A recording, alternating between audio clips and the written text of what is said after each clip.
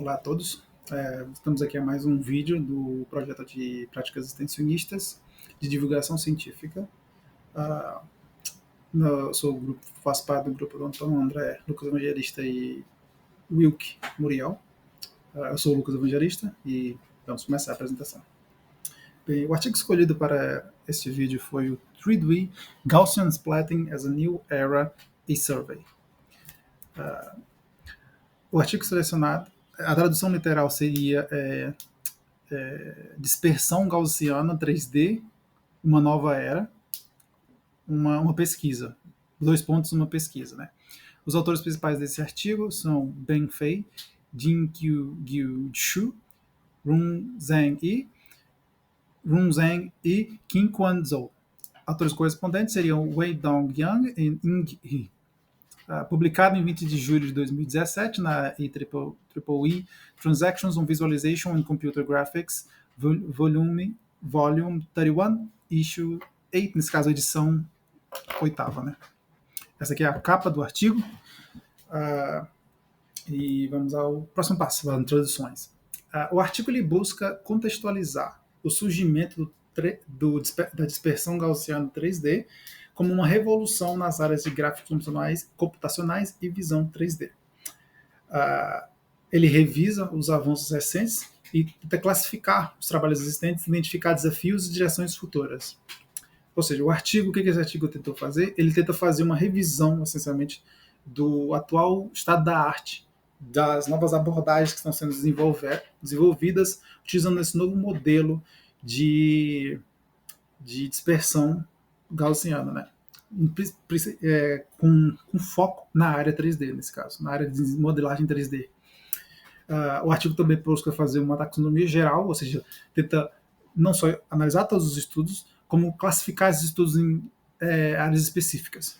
Então, nesse caso, ele identificou 6 áreas, como a área de representação, reconstrução, manipulação, geração, percepção e aplicações em humanos virtuais. Mais à frente, ele explicar cada uma dessas áreas e certos aspectos específicos que estão sendo desenvolvidos em cada uma delas. Antes de começar, eu vou fazer uma fundamentação, uma apresentação dos fundamentos que levaram à dispersão gaussiana 3D. Antes de tudo, temos que entender um pouquinho sobre representação explícita e representação implícita. Representação explícita é uma forma direta e imediata de informação que pode ser utilizada sem processamento adicional.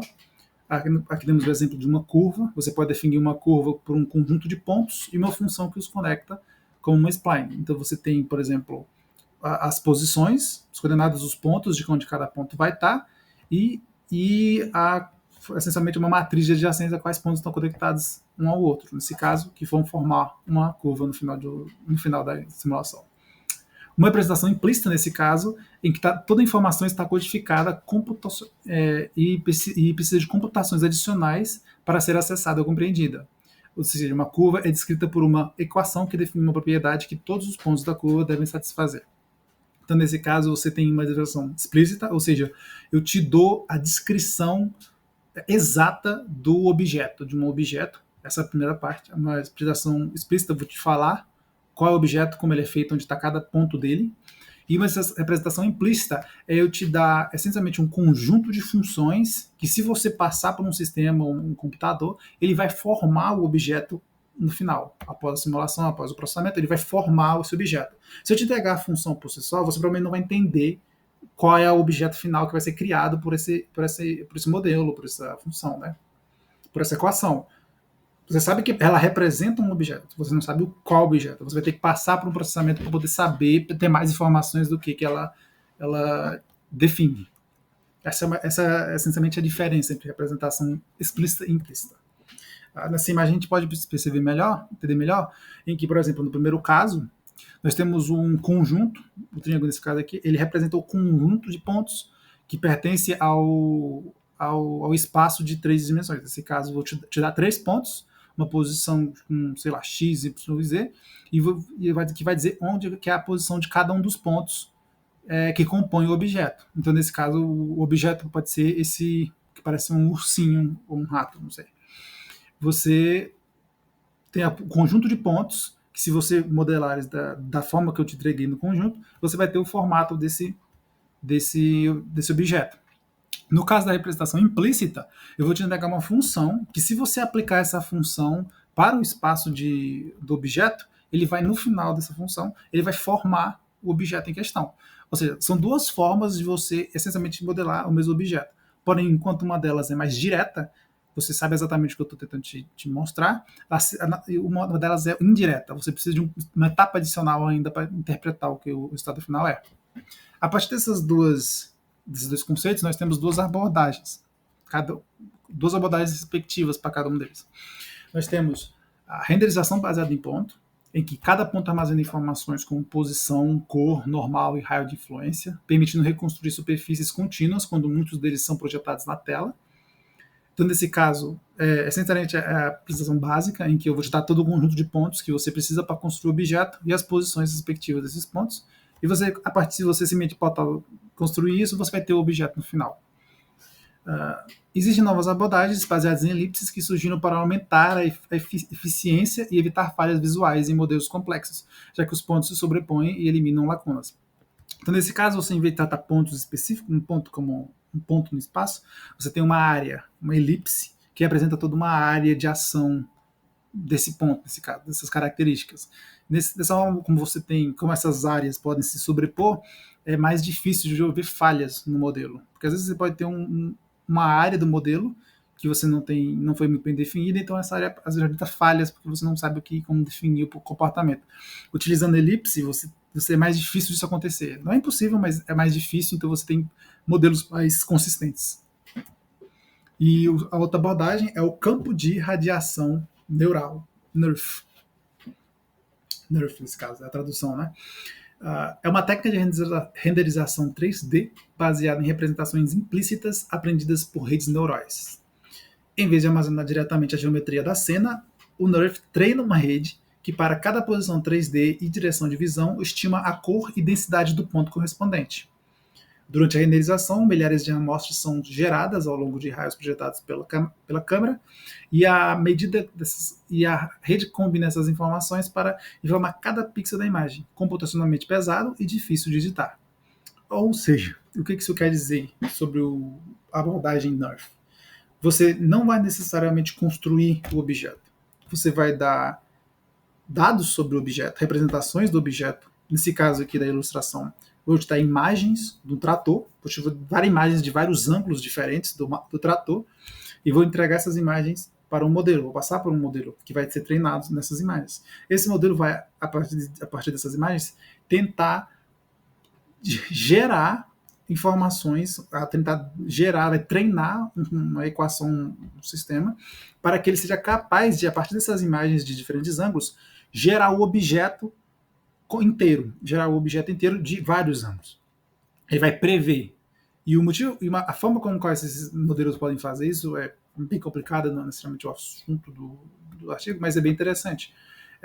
Em geral, eles admitem que todo objeto, né, dependendo de seus ângulos e seus brilhos, o brilho do objeto, o contraste de vários outros detalhes desse tipo, são consistentes na imagem toda, ainda mais se for definido o ponto de visão, né, o ponto de luz, você assume que é consistente pela imagem, então a partir daí você consegue fazer previsões que são muito precisas, na maioria dos casos, para a maioria das imagens, na maioria dos casos. É assim que esses redes neurais funcionam. E um grande problema disso, obviamente, é que é pesado. Você precisa ter várias imagens para você fazer um treinamento robusto, para fazer um modelo robusto e preciso. E é difícil, porque é um processamento que você tem que fazer por várias imagens, várias vezes, até acertar, até chegar num modelo bem competente. Então, não é um modelo que é muito fácil de utilizar e que gera um resultado muito rápidos. E outro problema também dele, que antes de pular, é que esse modelo você não consegue fazer muitas alterações no resultado, né? Porque como tudo que você tem é um modelo, numa rede neural que foi treinada num conjunto num dataset específico, qualquer tipo de alteração que você quiser fazer vai exigir um outro treinamento. Então você não consegue mudar o resultado. Novamente, o objeto em si ele não necessariamente existe. O que existe é o modelo da rede neural que gera esse objeto. Ele gera esse objeto, ele gera esse modelo, ele gera essa representação do modelo 3D, mas ela só existe como representação implícita na equação gerada pela rede neural. Então você não consegue fazer edições muito fáceis nesse tipo de representação. Você teria que mudar a base do treinamento para poder fazer mudanças por exemplo, nessa ilustração do trator. E aí que chega a dispersão gaussiana. A dispersão gaussiana é uma técnica moderna de renderização e reconstrução 3D que representa cenas por meio de distribuições gaussianas tridimensionais, pequenas nuvens que armazenam informações de posição, cor, opacidade e orientação. Essas gaussianas são projetadas diretamente na tela e combinadas por composição alfa, permitindo renderizações rápidas, suaves e fotorrealistas, sem depender de redes neurais pesadas. Bem, essencialmente, o que é a dispersão gaussiana? A dispersão gaussiana é essencialmente como o termo nuvens, é porque ele é um conjunto disperso, por isso que é o nome de dispersão, conjunto disperso de várias partículas e vários pontos, várias áreas, várias informações, e esse conjunto, como ele é mais disperso, você consegue fazer modelações. E como ele é feito de pontos, partículas, as coisas, você consegue editar, você consegue mudar algumas coisas. E essa é uma das grandes vantagens. E como é uma nuvem, você consegue mudar certos aspectos de uma nuvem. Então, por exemplo, não existe uma mudança muito direta de uma área da dispersão para outra. Você consegue fazer uma mudança gradual e uma mudança mais gradual, muito mais controlada. Então, você consegue resultados muito mais fiéis e muito mais realistas, com muito mais detalhes, utilizando essa técnica. E essa técnica de dispersão gaussiana, ela herda tanto da renderização baseada em pontos a eficiência e o controle direto sobre a geometria, permitindo manipulação e renderização em tempo real, como também do NeRF, ela incorpora a noção de campos de radiância e dependência da visão, garantindo o realismo de luz, cor e profundidade. Ou seja, ela herda a característica do NeRF de absorver de imagens diretas certos ângulos e a informação dos objetos a partir dessas imagens, mas também é do controle e a capacidade de manipulação da renderização de pontos, em que você tem controle da imagem e também a velocidade de você conseguir gerar a imagem. Que uma grande vantagem da dispersão gaussiana para o NeRF é que ele é muito mais rápido, porque você não tem que fazer todo aquele treinamento de modelo para funcionar, para gerar o resultado final. Aqui nós temos o catálogo gerado pelos autores do artigo, em que eles acham 6 grandes áreas com seus respectivos focos de análise, né? E aqui eu vou entrar um pouquinho mais a fundo explicando cada uma delas. Bom, então, representação, a primeira dela é representação. A primeira dela é eficiência, a área da eficiência na representação. Ela aborda métodos de compressão e quantização que reduzem o uso de memória sem perda significativa de qualidade. Essencialmente, esse aqui é o grupo de estudos e de modelos que tentam aumentar a eficiência de programas que utilizam dispersão gaussiana. Ou seja, em vez de, por exemplo, os modelos mais comuns de dispersão gaussiana tendem, por exemplo, no primeiro caso, gerar arquivos, o exemplo aqui, né, uma instância de 1000 megas ou 1 giga a 60 fps. Mas através de modelos que tentam aumentar a eficiência desse sistema, eles conseguiram desenvolver arquivos de 80 MB, muito pequeno, uma redução enorme, como também uma mais eficiência, em que agora os arquivos também podem rodar mais rápido, com muito mais FPS, muito mais resolução também. Qualidade da visão, na verdade, qualidade do vídeo. Aqui nós temos 2 casos em que praticamente o tamanho do arquivo foi reduzido 10 vezes e dobrou a resolução da imagem e a capacidade de representação, a taxa de FPS das imagens, o que mostra um grande avanço na eficiência de representação, dos estudos de eficiência de representação. A próxima área é a área do fotorrealismo, em que essencialmente eles tendem a estudar técnicas que eliminam aliasing e aprimoram reflexos, iluminação e textura. Aqui, nesse caso, eles tentam aumentar a fidelidade e a nitidez das imagens. Porque, normalmente, a dispersão gaussiana, ela utiliza nuvens. Então, o que o modelo faz? Ele, essencialmente, gera uma imagem, né, cheia de nuvens, de ruído e coisa, e vai essencialmente afofando, né, moldando elas para que fiquem no formato dos objetos, com a luz correta, precisão correta, dispersão correta, reflexo correto, até chegar no objeto fiel ao que você está tentando representar. Então, o fotorrealismo é justamente a área que tenta melhorar a capacidade da dispersão gaussiana de chegar nesses resultados cada vez melhores e mais precisos. Custos, aqui diz respeito ao custo de fazer esses treinamentos em modelos de dispersão gaussiana, essas representações de gaussiana. Em geral, você precisa de algumas imagens base para você fazer o treinamento correto de um objeto, modelagem de um objeto. Mas já existem estudos que tentam fazer com menos imagens, menos fotos, com datasets menores para fazer esse treinamento de forma mais rápida.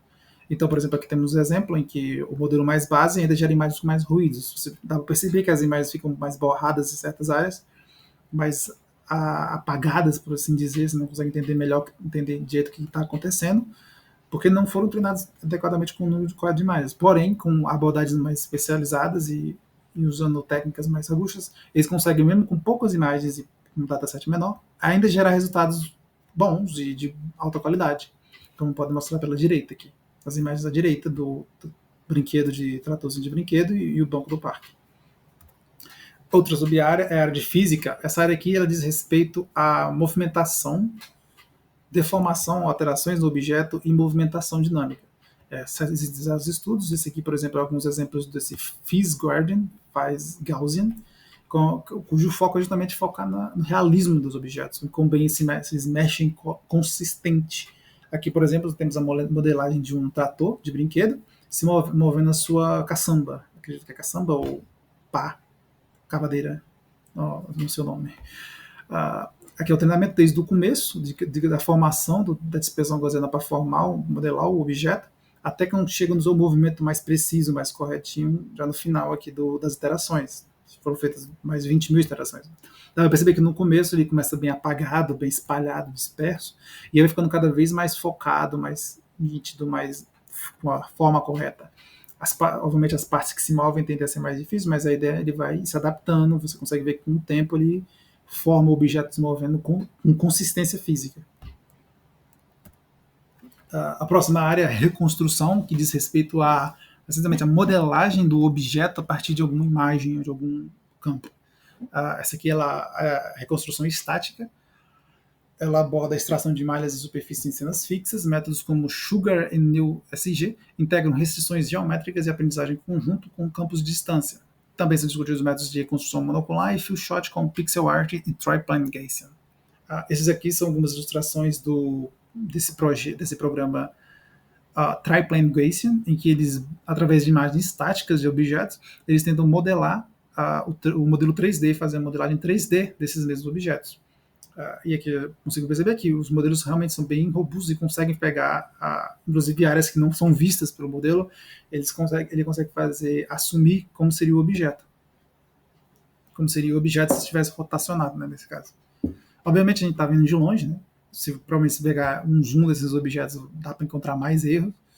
Vai dar para encontrar muito mais erros se a gente pegar um zoom desse objeto e olhar, mas dessa distância, inclusive, essa questão, né? Uma imagem, ela não precisa ser uma imagem modelagem de 3D, ela não precisa ser perfeitamente fiel ao exemplo real da vida real.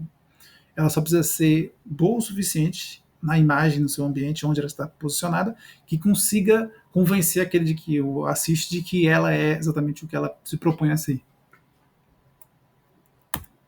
E aqui nós temos a reconstrução dinâmica, que busca fazer justamente a reconstrução desses objetos, mas não de uma imagem estática ou de um objeto estático, mas agora uma captura constante de objetos dinâmicos. Seria o equivalente de eu, por exemplo, botar minha mão aqui, minha mão aqui, e ficar movimentando ela. Digamos que essa câmera fosse uma câmera que coleta justamente as imagens para fazer a modelagem da dispersão gaussiana 3D. Eu pego minha mão aqui e vou movendo ela, e ele vai coletando essas imagens e esses ângulos diferentes da minha mão, tendo consciência de que há apenas um objeto, e vai modelar esse objeto justamente do jeito que está sendo mostrado, né, que está sendo visto aqui. E é justamente esse o grande aspecto de reconstrução dinâmica, é você capaz de mostrar uma cena específica para um modelo e ele entender o que são cada objeto, independente se estão se movendo ou não, e a partir disso conseguir modelar todos esses objetos. Manipulação, devido à natureza explícita da dispersão gaussiana, ela apresenta uma grande vantagem nas tarefas de manipulação. Essa é uma área que eu não foquei muito, mas essencialmente diz respeito à capacidade de controlar os resultados da modelagem. A dispersão gaussiana tem essa vantagem, diferente do NeRF, que você não está tentando só um modelo que vai te retornar, você consegue fazer iterações muito mais rápidas. Você inclui edições guiadas por textos ou imagem, e manipulação não rígida, para simular deformações e movimentos articulados. E também manipulação 4D, que nesse caso trata de vídeos e movimentações ao longo do tempo. Trata da edição em cenas dinâmicas, com ênfase em consistência espaço-temporal, controle físico e integração aprendizado profundo. Nesse caso seria você, como toda a imagem gerada por dispersão gaussiana é essencialmente uma nuvem, um conjunto de partículas e pontos que formam o objeto no final, a manipulação dessas nuvens não é necessariamente algo difícil. E se você conseguir fazer dedicação do que é cada objeto, fica muito mais fácil ainda. Que também é uma área futura que vai ser mais na frente da apresentação. Geração, aqui diz respeito à capacidade de geração de novos objetos utilizando a técnica de dispersão gaussiana 3D. Essa aqui usa essencialmente as mesmas ideias. Nós temos a primeira área, que é a geração em nível de objeto, que descreve métodos como Gaussian Dreamer e Dreamer Gaussian, que unem modelos de difusão 2D e 3D para criar objetos 3D rápidos e realistas. Aqui, essencialmente, eles tentam juntar as técnicas, que hoje em dia nós já temos técnicas que você, através de um prompt de texto, você consegue gerar imagens 2D facilmente, e nós já temos tecnologias que conseguem, através, que já vimos até antes daqui dessa parte, pegar imagens 2D e converter em modelos 3D. Então, essencialmente, o que eles estão fazendo é unir nessas duas áreas e tentando, a partir de um prompt ou alguma coisa desse tipo, de um modelo base, você conseguir gerar uma imagem, um modelo 3D totalmente novo, totalmente inédito nesse caso, né? Obviamente não é inédito, é treinado com outros aspectos, outras informações, mas a ideia é justamente a geração de novos objetos, utilizando a técnica de dispersão gaussiana.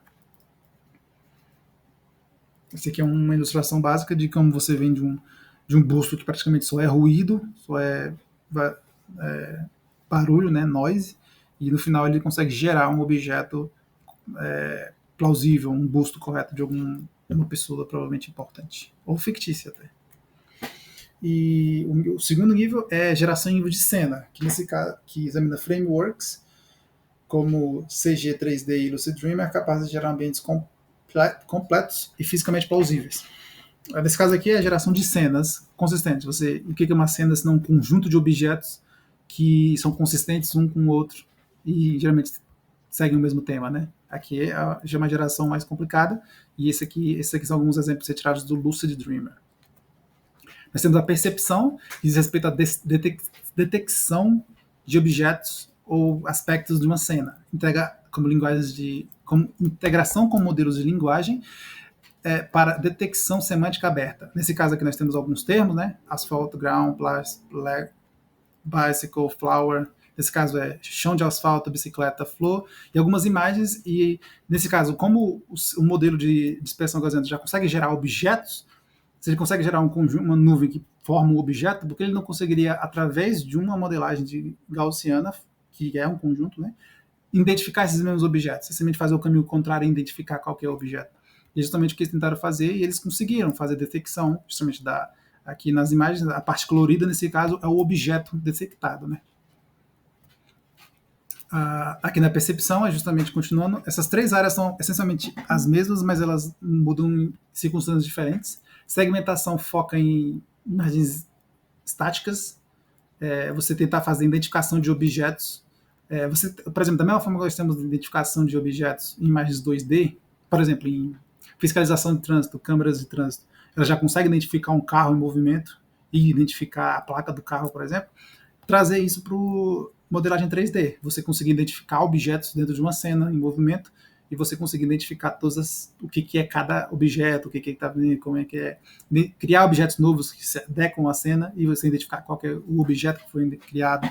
Rastreamento novamente diz respeito à mesma coisa, só que nesse caso é em cenas e movimentos, que você tem um movimento rápido, essas coisas, várias coisas mexendo, ser capaz de rastrear um objeto específico na cena e manter a coesão desse objeto ao longo da simulação.